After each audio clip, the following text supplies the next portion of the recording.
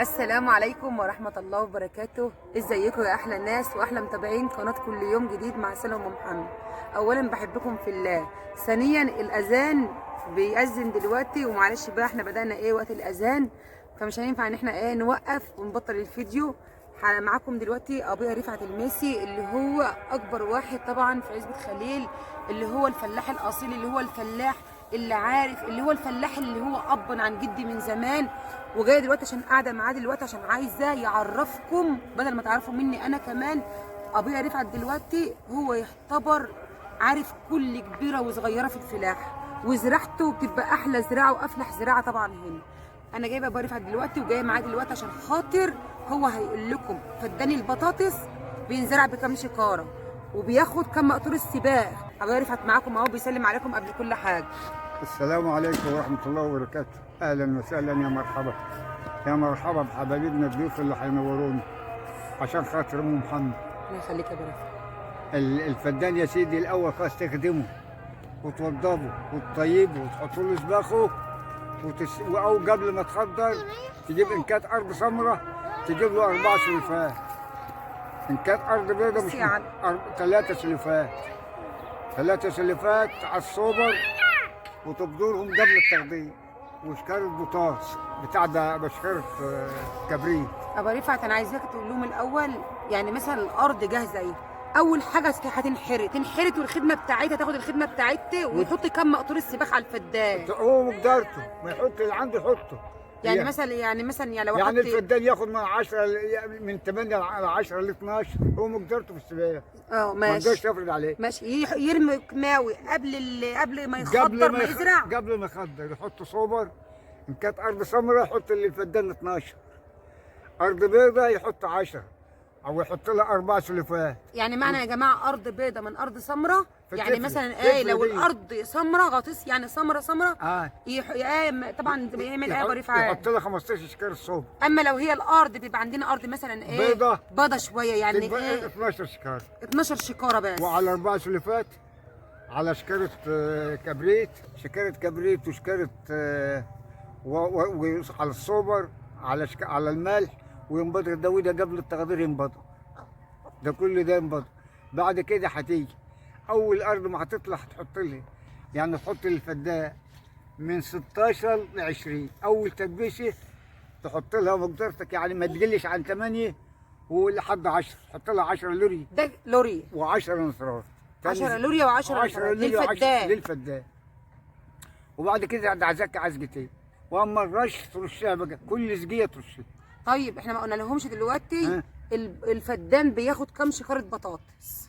الزراعه ايوه كام شكاره تقاوي ياخد اللي هي البطاطس، ياخد 12 شكاره بطاطس. وفي ناس بتزرعه ب10 ده الناس اللي معلمه، بس هم الجداد دول مش هيعملوا زينا. الفدان دلوقتي يا ابو رفعت ياخد 12 شكاره بطاطس، ياخد 12 شكاره بطاطس، لان هم طبعا ما دام ما زرعوش مش عارف يزرعوا اقل من 12.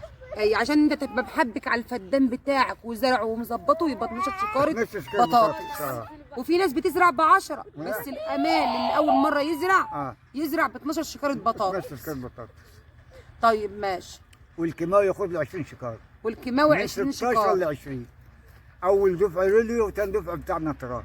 والسباخ ما هو احنا بس بقى حسب مقدرتك، عايز تحط 10 مقاطير حط، عايز تحط 5 حط، عايز تحط 8 حط، حسب مقدرتك. حسب مقدرتك حط السباخ، لان السباخ مفيد قوي قوي قوي يا جماعه للزراعه البطاطس بالذات، واي زراعه وبالذات البطاطس. السباخ بصوا مش عايزه اقول لكم، وتجهز الجهاز ده كلياته، وقبل الزراعه تيجي جاب لها للفدان 4 سلفات، واللهم صل على سيدنا. دي قدام الزراعه بقى، يوم ما هيزرع قدام الجرار. شكاره كبريت 40 كيلو، واللهم صل على سيدنا. وتحط له بقى 4 صوبر على السلفات على الكبريت، على الكبريت ده كله تبدر قبل الزراعه. تبدر بقى، انت صلحت الارض ووضبت وخلصت قبل التخدير، هتقلبهم بقى على بعض وتجي بادرهم قدام الجرار قبل الزراعه بالظبط، تجي بادرهم الجرار ورا منك هينزل زراعه على طول. طيب تشرب بعد كام يوم؟ اما هو لو خدره مفوش على كده ما بيجاش الا ما تطلع، الا ما تنبت. طيب لما تحضر هو خلاص زرع يا ابو رفعت دلوقتي ماشي. زرع وزي ما انت قلت له هو عمل وزرع. اي بعد كام يوم هيفوسيه؟ بعد اسبوع 8 ايام يفوز. يبدا يفوز بقى، يسلك قلب الخط ويرفع فوق دار المصطبه ويا يفوز عادي. يفوز. ماشي. آه. وبعد التفويز بعد كام يوم تشرب بقى؟ بقى هي بتقعد لها حوالي شهر ويزي. شهر بعد بتكون الزراعه حضرت على بتكون محضره. على وش المصطبه. يعني لو الارض صفراء اللي هي مثلا مديه على الرمله شويه كده يا جماعه، تشبعوا الارض يغمسها شويه. عشان لو تحس. الارض سمراء يسقي. يعني ايه، اسقي طبيعي خالص، ما فيش انت اي المهم حاجة. ان انت تسقي وتخليها تحس بس، مش تروح تعجرها ميه، لا تحس. تحس، تخلي الحبايه تحس. عشان تما عشان ايه؟ المنيو بتاعها يدي كمان وكمان ويكبر في ايه؟ ويشتغل. وبعد كام يوم يعزقها تاني يا بريفه؟ ما هي بعد 8 ايام بعد السقيه. بعد السقيه يعزق امتى؟ هي ساعة ما كان الارض تنشف. ساعة ما الارض تنشف يا جماعه يعزق. وتحس ان الارض نشفت وبقت حلوه، يعزق. هتبدا تاني عزيق. عزيق. اول عزقه. اول عزقه بقى هي دي. تبدا عزيق بقى، وعلى كده بقى على نفس الوضع. بتاخد لها بعد كل سقيه عزيق 3 مرات، صح يا بريفه؟ 3 مرات يا 2. 3 مرات. يا جت معاكم 3 مرات او 2 عزيق. بس ما فيش بعد كل سقيه في الاول كده. بعد هو مسقاه اول سقيه، يعني السقيه الاولاني خلص اللي هي سقيه من غير كيماوي. ايوه. عند ما تيجي تنبت كده يجي حاطط لها اللوري الاول. يجي حاطط اللوري. يجي حاطط الفدان كام شكاره بقى؟ الفدان اول سقيه 10. اول سقيه يعني يرمي 10 شكاير لوريا في الارض. ثاني سقيه يرمي 10 نطرات. تاني سقيه بعد العزقه الثانيه بعد قبل ما يسقي يرمي كمان 10 ايه؟ نطرات. 10 نطرات بس بقى عشان في شغال. يدي لك ماوي او يدي الكيماوي بواحد من الاول. عشان ايه؟ عشان طول ما الكيماوي في الارض هتبدا ايه تتغذى على طول. مش هاجي في الاخر واحط الكيماوي. مش هاجي في الاخر لازم تحط الكيماوي في الزقتين الاولانيين. عشان خاطر الطبقه طبعا يا جماعه، ابويا رفعت بيقول لكم حطوا الكيماوي في الاول، لان السقيه في الاول يعني الارض ما بتاخد الكيماوي في الاول بتفضل شغاله على طول. ما تجيش في الاخر بقى وفي النص وقت ما تقرب خلاص تقلع البطاطس والكلام ده وتدي كيماوي، مش هتستفاد باي حاجه. مش حاجه تقرب بس وخلاص. كل سنه نقول لهم بقى كل سنه وانتم طيبين يا بريء. كل سنه وانتم طيبين وتزرعوا على خير. والله معاكم يا رب.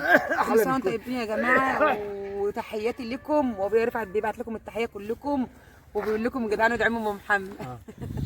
الله يعينك. كل سنه وانتم طيبين.